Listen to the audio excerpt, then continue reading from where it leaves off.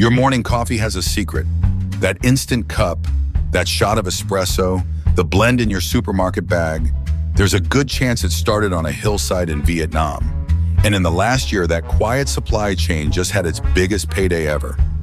$8.4 billion. Here's the story behind the bean and why it's about to change.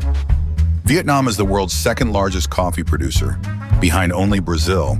But in one corner of the market, it's the undisputed king, Robusta, the bold, high-caffeine bean that gives espresso its crema and powers almost all instant coffee. Vietnam grows more than 40% of the entire world's supply. Almost all of it comes from the Central Highlands, a stretch of red volcanic soil where coffee isn't just a crop, it's the economy.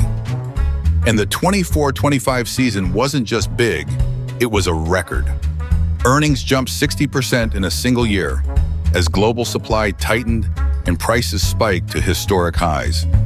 Over 1.5 million tons of Vietnamese beans shipped out to the world. For farmers who'd spent decades as the invisible bottom of the coffee chain, it was the best year in living memory. But here's the catch most buyers never see.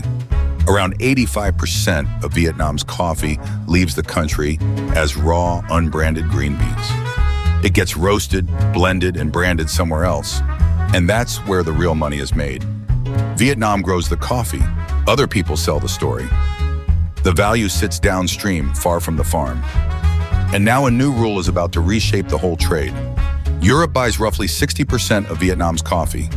From December 2026, the European Union's deforestation regulation kicks in.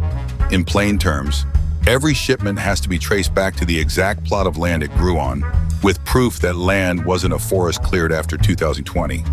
No proof of origin, no European market. For millions of small farms, that's a paperwork mountain and a sorting line between who's in and who's out.